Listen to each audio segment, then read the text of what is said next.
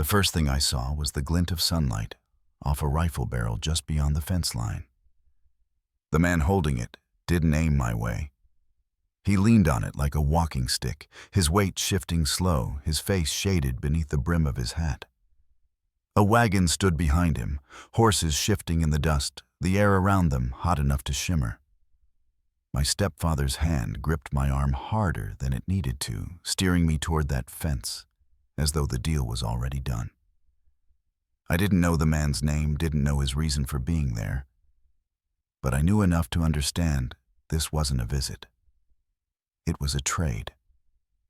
Before I tell you what came of it, let me know where you're listening from in the comments, and be sure to like and subscribe if you've ever stood in a moment when the path ahead could change your life forever. My name is Clara Bennett. I was born in a clapboard house on the edge of a dry wash in southern Arizona Territory, the youngest of 3. My father worked cattle in the high country until a fever took him when I was 9. Mama did her best to keep us fed mending clothes for neighbors and tending a garden that could barely push up beans in the hard red soil. We lived by the Sabbath, by the rule that a handshake was as binding as any paper, and by the belief that a neighbor's trouble was your trouble too. When Mama remarried, I was 12. Elias McCrae came with a patch of land, a pair of mules, and a way of talking that made folks think he was respectable.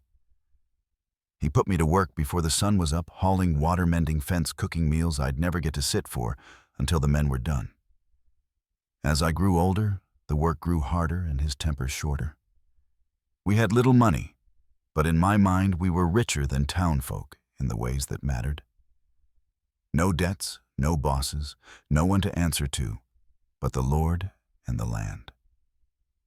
By the summer of my 24th year, the land had turned against us. Weeks without rain left the fields cracked, the chickens half-starved, and the barn leaning like it meant to give up. Elias blamed me for every shortfall, though I had no say in planting or trade. Town life, with its shiny storefronts and railroad men waving coin, seemed like another world, one where I didn't belong. I kept my head down, worked my hours, and held tight to what little of myself I could keep. That July morning, the heat was already pressing down before the rooster crowed. The yard was quiet except for the low creak of the well rope. Elias's voice cut through the stillness, calling me to the fence. A stranger stood there, tall, broad-shouldered one leg favoring the other, the kind of man who carried both years and miles in his stance. Beside him, a burlap sack of grain rested in the wagon bed. Elias's tone was brisk, businesslike, as if he were selling a mule that no longer suited him. I didn't ask questions. I'd seen that kind of look in his eye before, the look that said, whatever was about to happen, my say in it was worth nothing. The air smelled of dust and sun-baked wood, the sort of smell that lingers in your clothes long after you've gone inside. Somewhere behind the barn, a chicken gave a sharp cry, then went silent. I felt the heat rise in my face, though not from the sun. The man by the wagon didn't speak, didn't step forward, just waited. Elias's grip loosened on my arm for the briefest moment, and I thought about turning back toward the house. But before I could move, the man's hand shifted on the wagon rail, and Elias gave me a nudge that left no room for doubt. That's when I understood this wasn't a visit, and it wasn't a choice. Wyatt Hale didn't offer a hand when I climbed into the wagon. He gave a short nod, set the brake, and eased the horses forward. The wheels rolled over hard-packed dirt, the sound of iron rims on stone, keeping time with the slow swing of the team's tails. I kept my eyes on the road ahead. Behind us, the fence line and the sagging roof of Elias McCrae's house grew smaller until they were nothing but a dark smudge in the heat. No one called after me. No one waved. The only sound was the creak of the wagon and the steady snort of the horses. The trail wound across open ground, where the sun burned white against the sky. Dust hung in the air, clinging to my dress and settling into the folds of my sleeves. My feet were bare toes curled tight against the wagon boards, the skin cracked from weeks of walking the yard without shoes. Wyatt's shoulders stayed square to the road, his limp showing when he shifted his weight to work the brake on a downhill grade. Not a word passed between us for near an hour. When the house came into view, it sat low against the base of a bluff, a single-story square of rough boards, with a porch barely wide enough for one chair. Behind it stood a barn with a faded red door and a small corral gone empty. No neighbors. No smoke from any other chimney. Just the bluff, the sky, and the brittle grass running out to the horizon. Wyatt stopped the wagon near the porch and stepped down, moving slow on his bad leg. He went inside without looking back. I stayed seated until the heat from the boards pushed me to my feet. The step from wagon to ground jarred my knees, but I caught myself and followed him in. The air inside was cooler, the light dim. The smell of pine boards and old ash hung in the room. A fireplace sat along one wall, a table with 2 chairs near the center, and a rifle leaned against the far corner. Wyatt appeared from a side hall, motioned to a small room, and left me standing in the doorway. The room held a plain bed with a folded blanket, empty shelves, and a single window facing the barn. I set my bundle on the bed and stayed there until he returned 10 minutes later with a plate of bread and a mug of coffee that smelled burned but warm. He left it on the table and walked out again. That night I sat on the edge of the bed and listened to the creak of floorboards as his steps passed by twice before settling. By morning I heard the scrape of a shovel outside. Wyatt moved along the fence line, his limp slowing him, but never stopping the work. I found a broom near the hearth and swept the kitchen floor. That afternoon, I carried a stack of firewood into the lean-to beside the barn. The next morning, a bucket of water sat by the door when I woke. We said nothing of it, just went about our work. 3 days passed that way. On the 4th evening, Wyatt sat by the fire with a tin cup in hand. He had pulled the second chair closer to the hearth. When I came in from sweeping the porch, I saw it there. I hesitated, then sat. We stared into the fire until it burned down to embers. No words passed, but neither of us moved to leave. Before dawn the next morning, pale light came through the kitchen window. I stood at the wash basin, sleeves rolled, scrubbing the tin cup from the night before. Wyatt had already gone out, his boots sounding uneven on the porch boards. When I stepped outside, he was hauling hay toward the barn. The limp in his left leg was more pronounced, maybe from the change in weather. I crossed the yard, picked up the pitchfork, and worked alongside him. He noticed, but said nothing. Later that morning, he hitched the wagon and motioned toward the seat. We rode into Ashri Flats in silence, the trail lined with dry mesquite and scattered rocks. In town, folks turned their heads to watch us pass. I pulled my shawl tight, eyes fixed on the road ahead. We stopped at the general store, the bell over the door giving a weak jingle as we stepped inside. Wyatt handed me a small list, coffee flour, soap nails, written in a blocky hand. I gathered the items and placed them on the counter.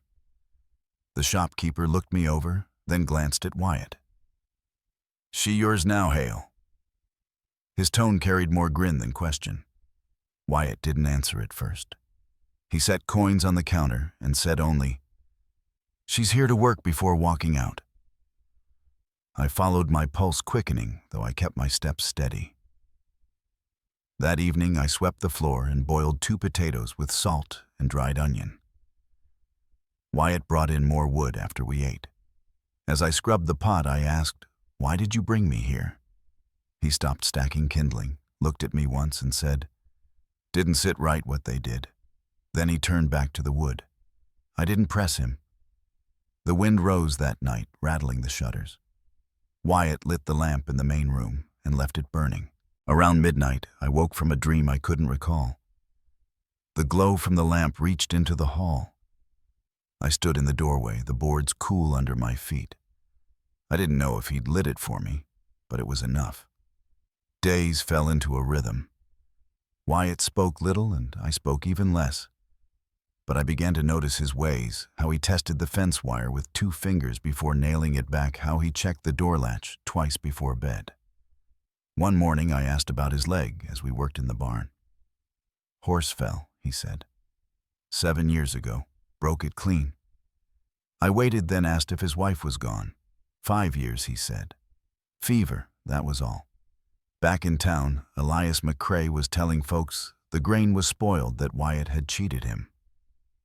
I didn't know this yet.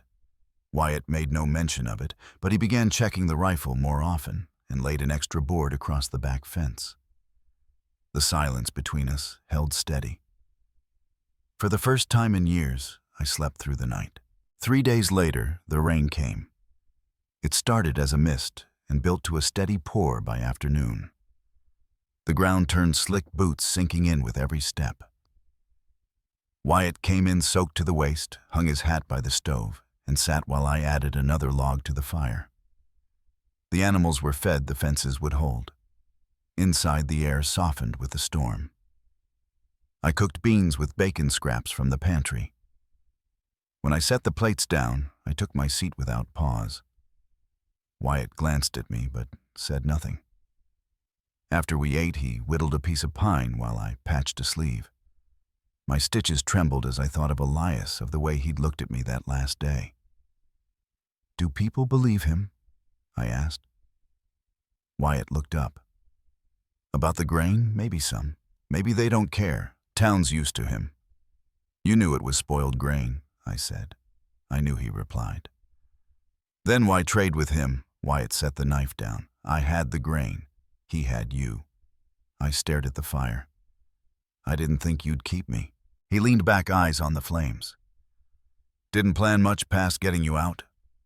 I asked why he didn't just leave me there. He paused before answering. "I've buried too many people already." "You weren't dead yet." His voice was steady, but something in the air between us shifted. The rain eased by morning, leaving the ground soft underfoot. Wyatt stayed inside to mend a cabinet drawer while I repaired his saddle strap. By midday, he asked if I wanted a ride. I hadn't been on a horse in over a year, not since Elias used to tie my hand to the reins and shout from the yard. Wyatt told me I didn't have to. I said I'd try. We saddled the mare together. He moved slow, showing me each step without touching unless necessary. I mounted after one false start, the mare standing steady beneath me. "You can walk her," he said. "Stay near the fence." I circled the corral, stiff at first, then looser by the third lap. A breeze touched my hair. I looked up at the sky, and for the first time in weeks, I smiled. Later, as we worked side by side, oiling the saddles, the hem of my dress tore and my boots were caked in mud. Wyatt said nothing, but his glance lingered a moment longer than usual. That night, I stepped outside to see the stars. He stayed in the lamp burning as always until I came back in. The days after the rain stayed cooler. I rose earlier, lighting the stove before Wyatt came in from the pasture. I no longer waited for silent permission. I simply did what needed doing. By the week's end, I'd taken over most of the morning chores. Wyatt let me. One Sunday, he rode into town alone. I kept busy cleaning the lantern glass and reorganizing the pantry, but I found myself glancing toward the window. He returned before noon with a box of dry goods and 2 calico dresses folded in brown paper. He left them on my bed without a word. I didn't thank him right away. That evening, I ran my hand over the hem of one dress, the fabric soft under my fingers. It wasn't a hand-me-down, and it wasn't meant to keep me in line. It was simply mine. The days slipped into a quiet rhythm that settled over the homestead like the dust after a dry wind. Wyatt moved about with a slow steadiness, his limp more noticeable in the changing weather, but he never stopped. I kept busy with chores, tending the chickens and pulling weeds in the garden patch, the cracked earth dry and stubborn beneath my fingers. The silence between us wasn't heavy. It was steady like the slow tick of the kitchen clock. And for the first time since leaving Elias, I slept without waking in fear. One morning, Wyatt was inside mending a cabinet drawer when I sat at the table repairing the worn leather strap of his saddle. The sun cut through the small window, catching dust motes in its beams. He looked up briefly, eyes pinched with something I couldn't place. "Something wrong?" I asked. He hesitated, then said he'd seen smoke near the southern ridge, the very trail Elias was known to ride. My stomach tightened. He wasn't sure if Elias was coming back, but he wasn't waiting to find out. That afternoon, Wyatt reinforced the barn door, hammering planks with careful strokes while I trimmed brush from around the house. We worked without words, each knowing the other's thoughts better than any conversation could say.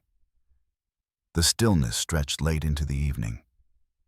I washed my hands at the basin and stood watching Wyatt from across the room, the rifle resting across his lap, unloaded but close. I asked quietly if he'd shoot Elias if he came back. He didn't answer at first, then said he'd stop him, not out of anger, but to protect what we'd built. I used to wish he'd die, I admitted, voice barely above the crackling fire. Wyatt nodded slowly. Sometimes stopping the hurt isn't justice. It's survival. We sat in silence for a while, the fire's glow our only company. I poured 2 mugs of coffee, placing one beside him, hands steady for the first time in weeks. "You don't owe me protection," I said.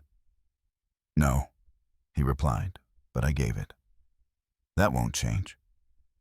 That night, after Wyatt checked on the horses, I stood alone in the main room, the oil lamp burning low.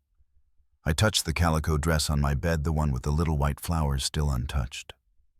Slowly, I changed into it, stepping outside barefoot, the dust warm beneath my feet. Wyatt saw me standing by the corral, surprised but silent. "I want to learn how to shoot," I said simply. He didn't ask why, just nodded. "We'll start early." I asked why he never touched me, his brow furrowed, not in discomfort, but thoughtfulness. "Because I don't want to take what wasn't offered." I stepped closer. "I'm offering." He searched my face, slow and deliberate, then said one word. It was the first time he asked for something of me.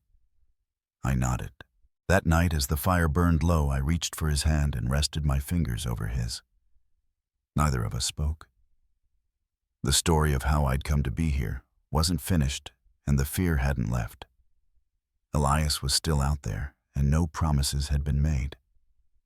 But something had changed between us, quiet, steady, the way trust grows when it is earned day by day. Wyatt left the lantern burning, not just to keep the dark away, but so I would know I wasn't alone. Morning came soft and slow. I wore one of Wyatt's old flannel shirts over my dress, the fabric comforting against my skin. He was already hauling water to the troughs when I joined him without a word. We walked the yard together, beneath a sky streaked with pale blue and orange, the promise of a hot day ahead. He reminded me of rifle practice waiting behind the barn, and I followed, gripping the worn stock, feeling the weight settle in my hands. Wyatt placed the rifle gently against my shoulder, guiding my arms without touching unless I let him. "Lean into the kick. Don't fight it." I looked up once and asked if he'd ever had to shoot a man. He hesitated, then said yes, once years ago. I swallowed hard and turned back to the row of tin cans he'd set up.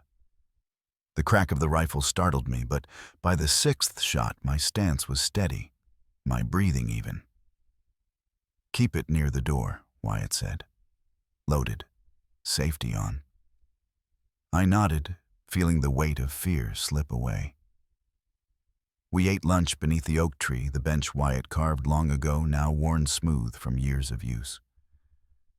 I used to think I'd never get to say yes for myself. I told him, voice soft. "You said yes last night," he said. "That was yours." Afternoon heat drove us inside, where I folded laundry and Wyatt fixed the cellar hatch. I hummed a quiet tune, something familiar but worn from time. He glanced over without comment, letting the sound fill the silence between us. Later, I found myself behind the barn, staring at the small cross Wyatt planted for his late wife. Standing a few steps behind him, unsure, I waited. "You loved her," I said. He nodded. Still do. But she's gone, been gone a long time. A pause hung heavy. You feel guilty, I did. Thought loving someone new meant letting her go. Now I think it means I'm still alive. I reached for his hand, and he held it steady. That night I cooked without asking, making flatbread like Mama had taught me before everything changed. Wyatt watched, silent but present. We ate slowly, shared a single cup of coffee, and when he reached across the table, I took his hand without hesitation. As the sun slipped behind the ridge, I knelt beside him, resting my head against his chest. I'm not broken, I whispered, but I'm still mending. His arms wrapped around me, slow and careful. So am I. That night, we went to bed, not out of need, but because it felt right. The quiet between us had softened from survival into something warmer, steadier. When he kissed me, I didn't flinch. I leaned in, eyes open, wanting to remember every detail. His touch was not to take, but to give. He moved slow, and when I guided his hands, it was not fear, but trust. Under the thin cotton sheet, the lantern dimmed low. We lay side by side. You didn't save me, I said softly. He turned. I know. You let me stay. That saved me. Outside, the wind passed through the dry grass. Horses stirred once in the corral, but inside the house was still. For the first time since I was a girl, I slept with the door unlocked. The morning air was cool enough to keep the flies away, though the sun was already climbing. I carried a bucket of well water to the porch, setting it down, just as Wyatt came in from the pasture. His shirt clung damp to his back, but his step was lighter than it had been in days. Without a word, he passed me a small coil of fence wire and motioned toward the southern line. We worked together, the scent of dry sage drifting in from the bluff, the rhythmic sound of hammer on post settling into the quiet between us. Later that afternoon, Wyatt returned from the barn with something hidden under his arm. It was the other calico dress, the one with the white flowers that had been folded on my bed for weeks. He set it down on the chair by the table, eyes flicking to mine just long enough to say what he didn't put into words. I smoothed the fabric once, then hung it near the window, where the breeze caught the hem. That night I wore it for supper without mentioning it. Wyatt noticed, but said nothing. His glance lingered a beat longer than usual before he took his seat. After we'd eaten, I found him standing at the corral, his hands resting on the top rail, the sky behind him, streaked in orange and violet. I walked up beside him, the grass whispering under my skirts. I want to ride again, I said. His brow lifted slightly, but he nodded. We'll go in the morning. The next day he saddled the mare, while I checked the cinch with a steadier hand than before. We rode beyond the pasture this time, following a faint trail toward the ridge. The land opened wide, the sun lighting the valley below. For the first time I saw how far the horizon reached from here. I dismounted at the crest, the ground warm beneath my boots. The wind carried the faint scent of mesquite and something else, freedom maybe. I stood there a long while before turning to Wyatt. I'm not the same as when you brought me here, I said. He studied me for a moment, then nodded once. I know. We rode back in an easy silence, the kind that comes when nothing more needs saying. That evening, as the shadows lengthened, I washed up early, braided my hair and laid the brush on the dresser beside one of Wyatt's folded shirts. I lit the lamp myself and turned down the bed covers. When he stepped into the room, his gaze shifted from the lamplight to me, and he stopped in the doorway. I reached for his hand and placed it at my waist. He paused, watching me, and when I nodded, his touch stayed. What passed between us then wasn't hurried or uncertain. It was a choice made without words, grounded in the quiet we'd built together. In the days that followed, the work went on much the same. Mornings were for tending the stock and checking fence. Afternoons for mending tack or hauling water. But there was an ease in the way we moved through those hours now. Wyatt's hand might brush mine when passing a tool. I might meet his eyes a moment longer over the supper table. The stillness between us no longer felt like a wall. It felt like shelter. One morning I woke before sunrise with a weight low in my belly and a thought I couldn't shake. When Wyatt came in with the coffee pot, I said it aloud before I lost my nerve. "I think I'm with child." He set the cups down gently, his expression unreadable for a moment. "Are you sure?" he asked. "Not yet," I said. "But something feels different." He stepped closer, took both my hands and held them. "Then we'll be ready." In the weeks that followed, I didn't speak of it again, but Wyatt's hands seemed to find more work close to home. He repaired the roof split extra firewood, and one afternoon I caught him pulling down a crib-sized frame from the rafters of the barn. He didn't say it was for me, and I didn't ask. At night we slept without leaving space between us, the lantern turned low, the air in the room warm from the day.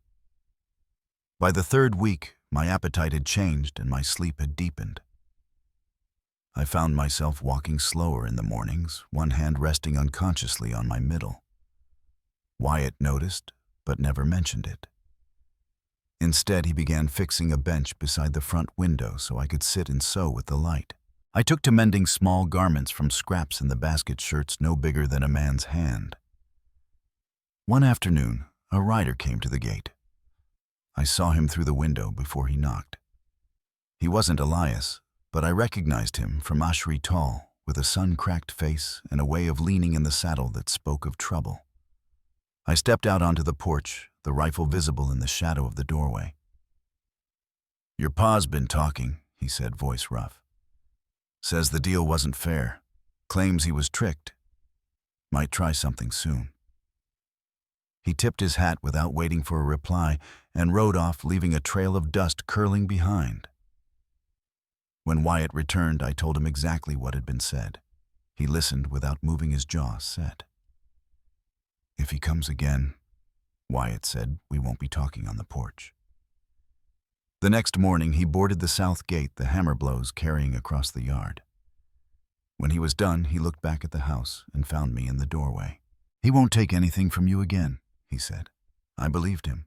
That evening, we sat across from each other at the table, both of us dusty from the day's work. I reached for his hand, holding it in both of mine. "I want this baby," I said quietly, "even if it scares me." He didn't hesitate. "Then it will have everything it needs." My throat tightened, but I kept my eyes on his. "Even if I don't know how to be a mother." Wyatt's grip steadied. "You already know how to stay." That's more than most. The wind rose after sunset, knocking the shutters against the siding. Wyatt got up to check the latch while I banked the fire. When he returned, I was still at the table, the lamplight catching the curve of my belly through the dress. "You want my name?" he asked. I looked up. "You offering, I'm asking," he said. "Not because you need it, because I want you to have it." I let out a breath I didn't realize I'd been holding. "Then yes." Outside, the night air carried the sound of the wind over the ridge, brushing the land in long, even strokes. Inside, there was nothing to take from us. Only the quiet certainty of what we were building piece by piece in a place where neither of us had planned to start again. The day we wed, the sky was clear enough to see the ridgeline for miles. There was no church bell. No crowd gathered, just Wyatt and me beneath the old oak behind the house. The ground was warm under our boots, the smell of dust and sun-baked grass drifting on the breeze. We spoke our vows with hands, clasped a folded paper from town, tucked in Wyatt's pocket, and the quiet understanding that neither of us needed more than this to make it real. I wore the calico dress with the white flowers faded now, from washings but still whole. Wyatt had trimmed his beard and rolled the sleeves of his clean shirt to the elbow. We ate supper on the porch afterward, the horizon turning red as the sun dipped low. My hand rested over the slight curve of my stomach, and Wyatt's arm came around my shoulders. "You're safe," he said. The words were steady, not for reassurance, but as fact. Life settled quickly into a rhythm after that. Mornings began with the sound of Wyatt's boots on the porch and the faint clatter of buckets at the well. I would rise slowly, braid my hair, and light the stove before the day's work began. I spent hours at the table sewing tiny garments from scraps of cloth, soft shirts, small bonnets, while Wyatt worked outside. He cleared space beside the hearth and began building a proper cradle from pine boards he'd stored in the loft for years. His hands were steady, his cuts precise, the scent of sawdust filling the room when he came in at midday. We argued once quietly about the chickens, whether to keep them inside the fence line or let them roam. I wanted them penned for safety. He wanted them free. In the end, he gave in with a smile and a small shake of his head. Weeks passed, my belly growing heavier. I moved slower now, resting more often on the bench he'd built near the window. Sometimes I'd watch the yard while Wyatt worked in the distance, his hat low against the sun. Other days I read from an old book we'd found tucked in the bottom of a trunk. My laughter came more easily than it had in years, quiet, but without hesitation. One morning, a rider appeared on the far edge of the property. I knew him before he dismounted, the same man who had come weeks ago with a warning about Elias. This time he didn't bother with greetings. "Heard she's carrying," he said to Wyatt, his voice flat. "He wants the child. Says it's still his blood." Wyatt stood at the gate, the rifle just inside arm's reach. His reply was even. "She's my wife. This is our home." The man's eyes flicked toward me where I stood on the porch, but Wyatt didn't move. "She wasn't yours to begin with," the man pressed. Wyatt stepped forward. "She is now. Leave before I make that point clear." The rider didn't test him. He turned his horse and left without another word. Wyatt came back to the porch, his jaw set but his voice calm. "He's gone. For good this time." I stepped forward and wrapped my arms around his middle, pressing my cheek to his chest. We didn't speak of it again. That night the wind swept hard across the flats, loosening the barn door and rattling the shutters. Wyatt got up to secure the latch, while I sat propped in bed, one hand on my belly, the other on his pillow. When he returned, he lay down beside me, his arm settling around my shoulders. "Everything's fine," he said. I nodded. The days shortened, the air turning crisp in the mornings.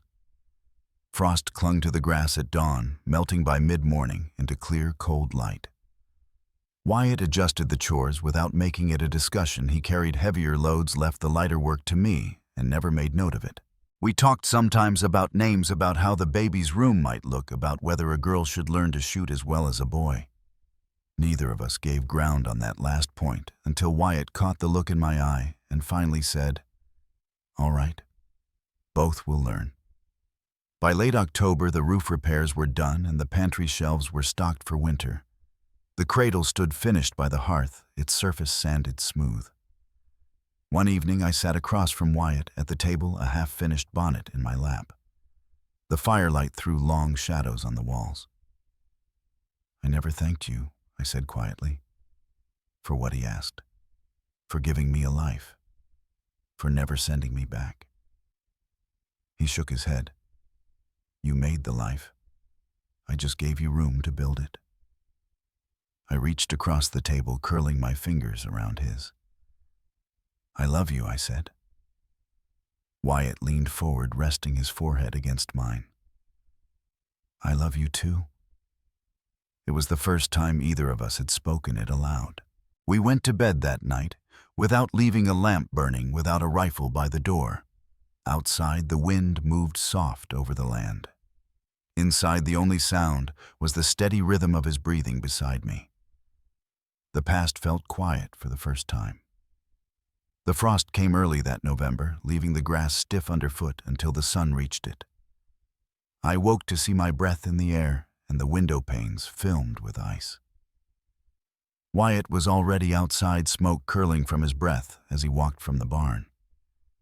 By the time he came back in, the coffee was hot, and I'd wrapped a quilt around my shoulders. He took the cup I poured for him, nodding toward the small fire that hadn't quite chased off the chill. Through those weeks, we kept to our work preparing the place for the harder weather. He stacked wood high in the shed, checking each board for rot before it went to the pile. I set jars of preserves in the pantry and sewed extra blankets from old cloth. The cradle by the hearth stood ready, smooth and solid, the scent of pine still fresh on it. Some nights we sat together in its glow. The only sounds, the hiss of the fire and the wind pressing against the shutters. One morning a cloud of dust rose along the south trail. I stood at the window, one hand on the sill, until the shape of a lone rider came clear. It wasn't the man who'd come before, but I recognized the cut of his coat from Ashri. He pulled up at the gate, keeping to the saddle. "Your pa's talking again," he called. "Says the deal was crooked. Might try to make it right." His eyes shifted toward the porch. "You'd best be watching that trail." I didn't answer, just let my hand rest on the rifle near the doorway. He turned his horse and left the sound of hooves fading into the cold. Wyatt came in from the barn not long after, and I told him every word. He listened without interruption, then said, "If he rides this way, I won't be meeting him at the fence." There was no need to ask what that meant. The next day, Wyatt reinforced the front gate, driving each nail with deliberate strikes. I cleared brush from the side yard, the air crisp against my cheeks. When he was done, he looked back at the house and met my eyes. "He won't take anything from you," he said. I believed him, but I also knew I wouldn't stand by and watch if trouble came. That night we ate in the lamplight, both of us dusted from the day's work. I reached for his hand across the table. "I want this child," I said, "even if I'm afraid." Wyatt's grip tightened slightly. "Then it will have everything it needs," he answered. My voice caught, but I kept it steady. "Even if I'm not sure how to be a mother." He held my gaze. "You know how to stay. That's more than most ever learn." The wind rose after dark, carrying the sound of the barn door creaking against its hinges. Wyatt went to latch it, and when he returned, I was still sitting at the table, my palm resting on the curve of my stomach. He stood for a moment, then asked, "You want my name?" I looked up. "Are you offering?" "I'm asking," he said. "Not because you need it, because I want you to have it." The quilt around my shoulders slipped as I exhaled. "Then yes," I told him. In the days that followed, talk of Elias stayed outside our walls, though I kept the rifle propped near the kitchen door. Wyatt worked close to the house, patching the lean-to roof and clearing the well trough before it froze. I took shorter walks in the yard, my pace slower now, each movement deliberate. The air felt sharper, but the house was warm, and the steady rhythm of our days left little room for worry. By the third week, snow dusted the ridge. Wyatt brought in the last of the squash from the garden, and I laid them in the cellar beside the potatoes. That evening, the wind shifted north, whistling through the gaps in the eaves. We sat together by the hearth, the cradle close at hand, and I traced its smooth edge with my fingers. "We've come a long way," I said quietly. Wyatt's eyes met mine in the firelight. "And we're not done yet." It was nearly dusk a few days later when the sound of hooves came from the south again. I stepped to the porch, the cold biting through my shawl, and watched a figure ride slow toward the gate. He stopped short of it, the brim of his hat low, his face in shadow. Wyatt came to stand beside me, silent. The rider sat there a moment longer, then turned without a word and disappeared into the gathering dark. We didn't speak until we were back inside. Wyatt set the rifle near the door. "It's not over," he said, "but it will be soon." I glanced toward the window where the last of the light was fading from the ridge. Something in the air told me the next time there'd be no riding away. The next morning broke with a gray sky, and a stillness that made every sound carry. I stepped onto the porch, the frost crunching under my boots, and saw Wyatt already in the yard, tightening the cinch on his bay gelding. He looked up when I came down the steps. "I'm riding into town," he said. "Need to see the sheriff." His voice was steady, but there was a weight in it. I nodded, pulling my shawl closer. By the time he returned that afternoon, a light snow had begun to fall. He set his hat on the table and brushed the flakes from his coat. "Sheriff Carver says Elias has been asking around, wants to know if you're still here." He glanced toward the window where the wind pushed at the shutters. Carver told him to leave it be, but I don't think he will. We kept the lamps low that evening, the fire casting long shadows along the walls. I mended a tear in one of Wyatt's shirts while he checked the rifle by the hearth. Outside, the snow whispered against the roof. "If he comes," Wyatt said without looking up, "he'll find more than he's ready for." I didn't answer, but my hand closed over the fabric in my lap. 2 days later, a wagon rolled up from the south trail just before dusk.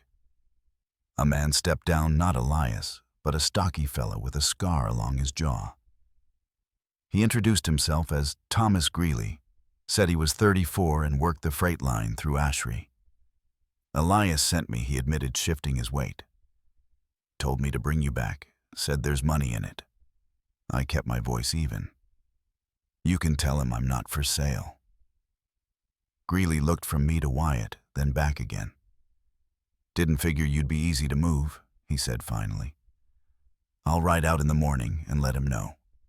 He left without pressing further, but the warning hung in the air long after his wagon rattled away. That night, Wyatt sat at the table with a map spread before him, tracing the south trail with one finger. "If he comes himself, it'll be before the snow gets too deep," he said. "And he won't ride alone." I poured him coffee, the steam rising between us. "Then we'll be ready," I told him. The next week passed in slow tension. We worked the chores as usual, but our eyes kept to the horizon. I salted meat for the winter while Wyatt repaired the corral fence. Every so often, the faint echo of hooves on hard ground would stop us both until it proved to be nothing. On the 7th day, a cold wind swept down from the ridge, carrying the smell of wood smoke from somewhere far off. Just before sunset, I heard the unmistakable rhythm of more than one horse. Wyatt was at the barn, and I called his name. He was at my side in seconds, rifle in hand. 3 riders came into view, their shapes dark against the snow-dusted trail. Elias rode at the front, his coat pulled tight, his hat brim low. They stopped just beyond the gate. "You've had your time," he called. "I've come to take back what's mine." Wyatt stepped forward, his boots crunching in the frost. "She was never yours," he said, his voice carrying in the still air. "And she isn't leaving with you." Elias leaned in his saddle, eyes narrowing. "You think you can keep her from me?" Wyatt's answer was calm. "I don't think. I know." For a long moment no one moved. Then Elias pulled his reins and turned his horse. "This isn't done," he said, over his shoulder, before riding off with his men.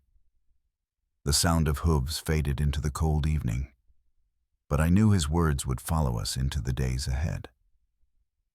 That night the fire burned low as we sat in its glow, the quiet broken only by the crack of settling logs. Wyatt reached across the table, his hand warm against mine. "We'll face whatever comes," he said. I looked toward the door, knowing the next knock or the next rider might bring the reckoning we'd been waiting for. The knock came just after dawn, sharp against the chill air. Wyatt was already at the door when I stepped from the kitchen. Sheriff Carver stood there, his coat dusted with frost. "It's over," he said simply. "Elias won't trouble you again." I moved closer, the floorboards cool under my feet. Carver explained that Elias had been caught down in Ashry trying to sell stolen stock. A circuit judge was riding in, and there'd be no easy way out for him this time. I thanked the sheriff, and he tipped his hat before heading back to town.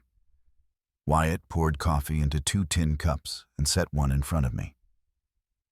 "We can breathe now," he said, his voice softer than it had been in weeks. Outside, the first light touched the pasture, turning the frost to a silver shimmer. Over the next few days, the ranch settled into its quiet rhythm again. I mended harness straps, Wyatt hauled hay from the loft, and the only sound beyond the wind was the low murmur of the cattle. Each evening we sat by the fire without the weight of waiting for trouble to crest the ridge. One afternoon, Thomas Greeley came by on his freight route. He leaned against the porch rail, his hat in his hands. "Figured you'd want to know," he said.